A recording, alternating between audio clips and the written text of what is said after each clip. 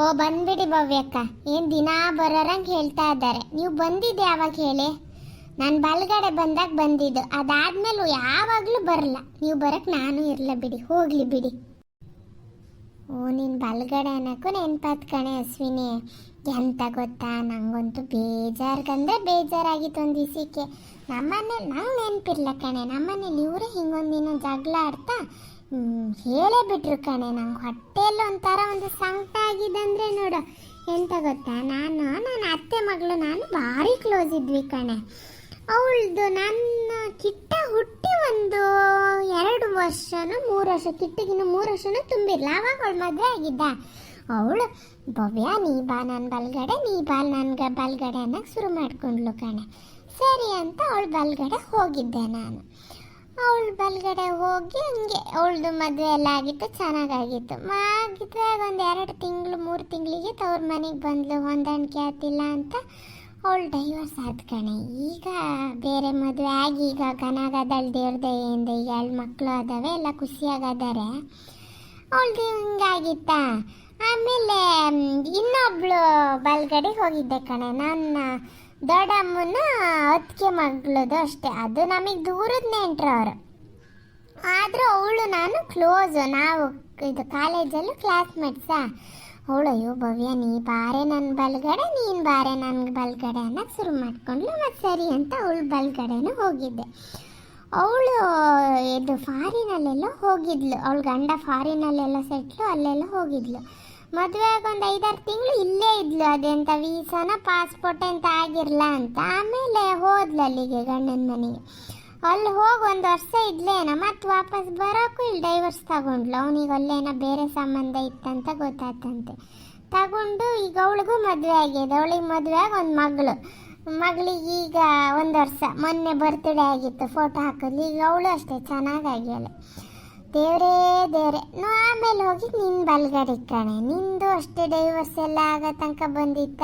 ಊರೊಂದಿನ ಹಿಂಗೆ ಜಗಳ ಆಡ್ತಾ ಹೇಳೇ ಬಿಟ್ರು, ನೀನು ಯಾರು ಬಲ್ಗಡೆ ಹೋದ್ರೂ ಅವ್ರ ಜೀವನನೇ ಸರಿ ಇರಲ್ಲ, ಹಾಗೆ ಹಿಂಗೆ ನೋಡು ಅಶ್ವಿನಿಗೆ ಹೆಂಗಾಯ್ತು ಅಂತ ಎಲ್ಲ ಹೇಳಿದ್ರ. ದೇವರೇ, ನಾನೊಂದು ಹತ್ತೀನಿ ಅಂದರೆ ಅವತ್ತು ನಾನು ಅಷ್ಟಿಷ್ಟ ಅಲ್ಲ ಮರೆತಿ. ಅದಕ್ಕೆ ನಾನೀಗ ನಿಶ್ಚಯ ಮಾಡೀನಿ ಕಣೆ, ನಾನು ಯಾರ ಬಲ್ಗಡೆನೂ ಹೋಗಲ್ಲ. ಅದು ಎಂಥರೇ ಆಗಲಿ ಯಾರೇ ಆಗಲಿ ಯಾರ ಬಲ್ಗಡೆನೂ ಹೋಗಕ್ಕೆ ಹೋಗಲ್ಲ. ನಾನು ಮದುವೆಗೆ ಹೋಗೋದು ಬರೋದು. ಅಯ್ಯೋ ಭವ್ಯಕ್ಕ, ನಿಮಗೆ ತಿಳುವಳಿಕೆ ಹೇಳೋಷ್ಟಂತೂ ದೊಡ್ಡೋಳು ಅಲ್ಲೇ ಅಲ್ಲ ನಾನು. ನೀವು ಅಷ್ಟು ಮೋಟಿವೇಟ್ ಮಾಡೋಷ್ಟು ಚಂದ ನಂಗೆ ಮಾಡೋಕ್ಕೂ ಬರಲ್ಲ. ಆದರೂ ಒಂದು ಮಾತು ಹೇಳ, ನೀವು ಇಷ್ಟು ಎಜುಕೇಟೆಡ್ ಆಗಿ ಇಷ್ಟೆಲ್ಲ ತಿಳುವಳಿಕೆ ಇರೋರಾಗಿ ಹಿಂಗೆ ಆ ಮಹೇಶಣ್ಣನ ಮಾತು ಕೇಳ್ಕೊಂಡಿರಲ್ಲ. ನಿಮಗೆ ಎಂತ ಆಗಿದ್ರೆ ಅವ್ರು ಬೇಕಂತ ನಿಮಗೆ ಹರ್ಟ್ ಮಾಡಬೇಕು ಅಂತಲೇ, ಅದು ಸಿಟ್ಟು ಬಂದಾಗ ಹೇಳ್ಯಾರೆ ಅಂದರೆ ಹರ್ಟ್ ಮಾಡಬೇಕು ಅಂತಲೇ ಹೇಳಿರ್ತಾರೆ. ಅಂಥದ್ದು ನೀವು ಮನ್ಸಿಗೆ ತಗೊಂಡಿರಲ್ಲ. ನಿಮಗೆ ಎಂತ ಆಗಿದ್ರೆ ನಮ್ಮ ಜೀವನದಲ್ಲಿ ಹಿಂಗೆ ಆಗ್ಬೇಕು ಅಂತ ಬರ್ದಿರ್ತದೆ, ಅದು ಆಗ್ತದಷ್ಟೇ. ನೀವು ನನಗೆ ಬಲ್ಗಡೆ ಬರಲ್ಲ ಅಂದಿದ್ರು ನಮ್ಮ ಅತ್ತೆ ಸ್ವಭಾವ ಚೇಂಜ್ ಆಗಿರ್ತಿತ್ತ? ಇಲ್ಲ, ಹಾಗೆ ಗಟ್ವಾಣಿ ಅತ್ತೆ ಗಟ್ವಾಣಿ ನಾದಿನೇ ಇರೋರು, ಹೀಗೆ ಕೊಂಬ್ತಲೆ ಗಂಡನೇ ಇರೋನು. ಗಂಡ ಈಗ ಸರಿಯಾಗಿನ್ ಬಿಟ್ರೆ ಅವಾಗ ತಾಯಿ ಹೇಳಿದೆಲ್ಲ ಕರೆಕ್ಟ್ ಅನ್ನೋನೇ ಇರೋನು. ನೀವು ಬಲ್ಗಡೆ ಬಂದಿದ್ಕೆ ಅವರೆಲ್ಲ ಚೇಂಜ್ ಆದ್ರನ್ರಿ. ನೀವೊಂದು ಭವ್ಯಕ್ಕ ಸುಮ್ಮನಿರಿ, ನೀವು ತೆಗ್ದಾಕಿ ಅಂಥವೆಲ್ಲ ತಲೆಯಿಂದ.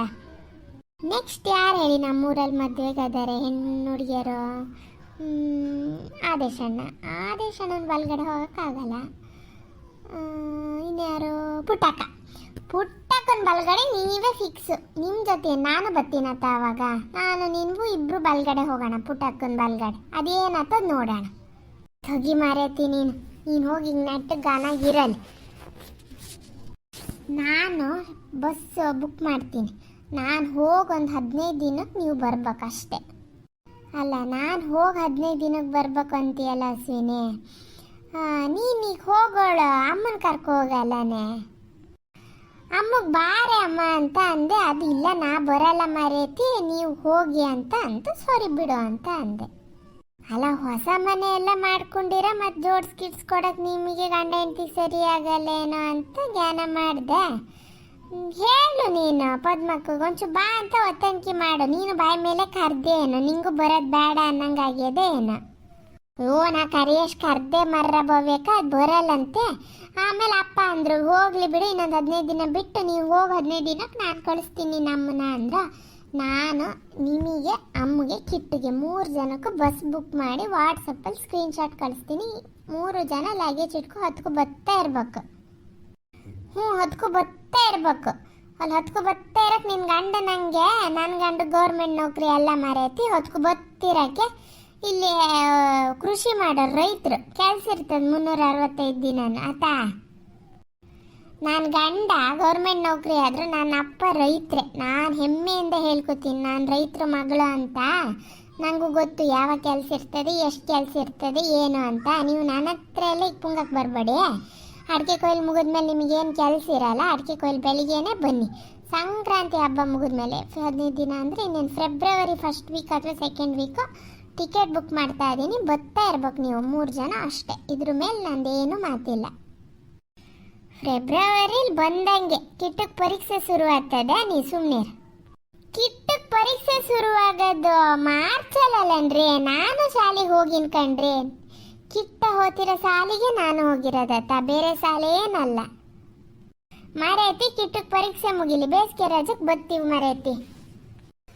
ಬೇಸಿಗೆ ರಜದ ನೀವಲ್ಲಿ ಇರಲ್ಲ. ಸೆಕೆ ಅಂದರೆ ಸೆಕೆ ಅಂತಿದ್ರಿ ಹೇಮಂತ, ಅಲ್ಲಿರೋಕ್ಕಾಗಲ್ಲ. ಬನ್ನಿ ಈಗಲೇ.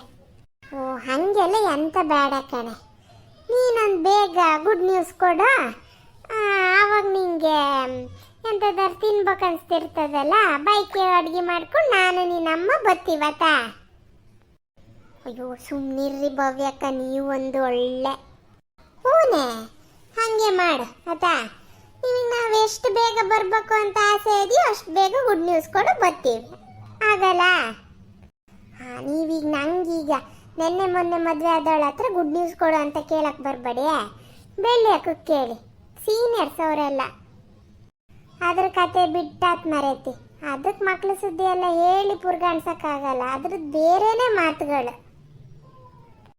ಹೌದ್ರಿ, ಬೆಳ್ಳಿಯಕ್ಕ ಒಂದು ಪಾಶ್ ಆಗಿದ್ದಂದ್ರೆ ಭಗವಂತ. ನ್ಯೂ ಇಯರ್ ಅಂತ ಜಾಲಿ ಮಾತ್ರ ಅವರು. ನಾನು ನಿನ್ನೆ ಮೆಸೇಜ್ ಹಾಕಿದ್ನ ಭವ್ಯಕ್ಕೆ, ಎಂತ ಫುಲ್ ಜಾಲಿನ ಅಂದರೆ ಫುಲ್ ಜಾಲಿ ಜಾಲಿ ಅಂತ ರಿಪ್ಲೈ ಮಾಡಿದ್ರು. ಎಂಥದ್ರಿ ಅದು, ಫುಲ್ಲು ಪಬ್ಬಲೆ ಗಂಡ ಹೆಂಡ್ತಿದ್ ಏನು ಕೇಳ್ತೀರಾ, ಆ ಡ್ಯಾನ್ಸ್ ಏನು, ಆ ಹಾಡೇನು. ಬೆಳ್ಳಿಯಕ್ಕ ಪಾಶ್ ಆಗಿದೆ ಅಂದರೆ ಅವರು ನೋಡಿದ್ರೆ ಯಾರು ಇವರು ಲಕ್ಷ್ಮತ್ತೆ ಮಗಳು ಅಂತ ಹೇಳಲ್ಲ. ಫುಲ್ಲು ಪಾಶ್, ಬೆಂಕಿ ಮಾತ್ರ ನೆನ್ನೆ. ನಂಗೂ ಯಾರೋ ಹೇಳಿದ್ರ ಎಂತ ಭಾರಿ ಸಣ್ಣ ಸಣ್ಣಕ್ಕೆ ಬಟ್ಟೆ ಹಾಕಿತ್ತಂತೆ. ಹೌದಾನೆ? ಸಣ್ಣ ಸಣ್ಣದಂದ್ರೆ ಭಾರಿ ಸಣ್ಣ ಅಲ್ಲ ಮರ್ರ, ಎಲ್ಲ ನಾರ್ಮಲ್ ಹಾಕಂಗೆ ಹಾಕಿದ್ರು. ಅದು ಬೆಳ್ಳಿ ಅಕ್ಕ ಕೇಳ್ಬೇಕ. ಮೊದಲು ಅವ್ರೊಂಚೂರು ಸ್ಟೈಲ್ ಜಾಸ್ತಿ. ನ್ಯೂ ಇಯರ್ ಬೇರೆ ಗಂಡನ ಜೊತೆನೇ ಹೋಗ್ಯಾರೆ, ಪಬ್ಬಲ್ಲಿ ಹೋಗ್ಯಾರ. ಪಬ್ಬಿಗೆ ಹೆಂಗೆ ಹೋಗ್ಬೇಕೋ ಹಂಗೆ ಹೋಗ್ಯಾರ ಅಷ್ಟೇ ಬಿಡಿ. ಅವ್ರು ಮೊದಲೇ ಸ್ಟೈಲು. ನಮಗಂಥವೆಲ್ಲ ಬಟ್ಟೆ ಹಾಕಕ್ಕೂ ಬರಲ್ಲ ಅವ್ರ ಥರ.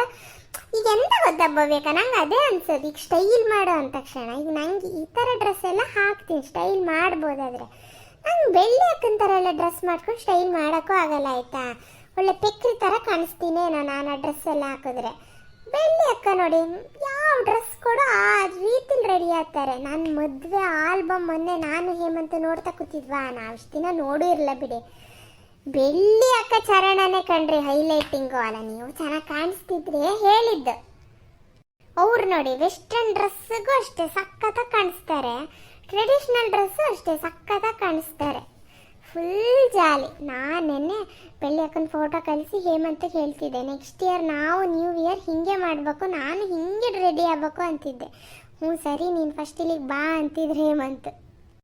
ಎಂಥದಾರು ಮಾಡಿ ಮರ್ರ ಒಂದು ಘನಗಿರಿ ಎಲ್ಲರೂ, ಅದನ್ನೇ ನಾ ಹೇಳದ.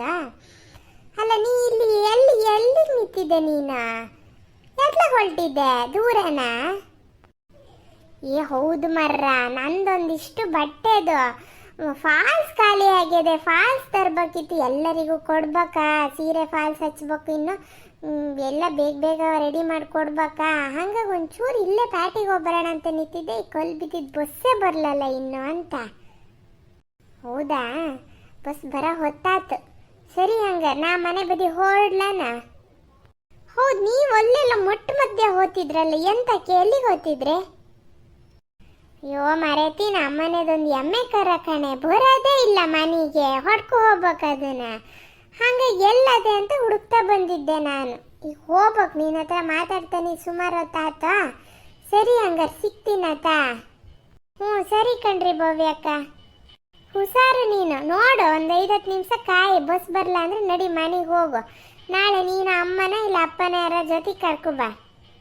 ಹ್ಞೂ ಸರಿ ಭವ್ಯಕ್ಕ. ಅಲ್ಲೇ ಅಶ್ವಿನಿ, ಒಬ್ಳೆ ಹಾದಿ ಬದಿ ಬೇರೆ ನಿತ್ತೀಯಾ? ಆ ತಾಳಿ ಸರ ಮೊದಲೇ ಅಷ್ಟು ದಪ್ಪಗದೆ, ಕಣ್ಣಿಗೆ ಎದ್ದು ಕಾಣಿಸ್ತದೆ, ಒಳಗಡೆ ಹಾಕ. ಯಾವನಾರು ಬಂದು ಎಳ್ಕು ಗಿಳ್ಕು ಹೋದ್ರೆ ಈ ಬಂಗಾರದ ರೇಟಲ್ಲಿ ಯಾವನಿಗೆ ಬೇಕು ಅದೊಂದು ಗ್ರಾಚಾರ.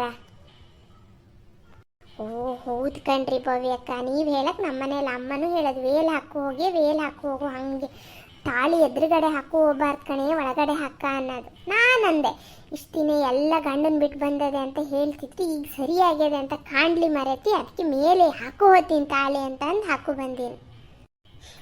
ಹುಡುಗಿ ಎಂಥದಾರು ಮಾಡ. ಸರಿ ಹುಷಾರು ಒಟ್ಟಿನಲ್ಲಿ. ಹ್ಞೂ ಸರಿ ಹೋಗಿ ನಿಮ್ಮ ಮನೆ ಎಮ್ಮೆ ಕರ ಮತ್ತೆ ಎತ್ಲಗಾರ ಹೋಗಿಗೆ ಆಯ್ತು. ಹೂನೇ ಮರೆತಿ. ಸರಿ ನೀನು ಸಂಜೆ ಮೆಸೇಜ್ ಮಾಡಂಗಾರ. ಹ್ಞೂ ಸರಿ ಮಾಡ್ತೀನಿ.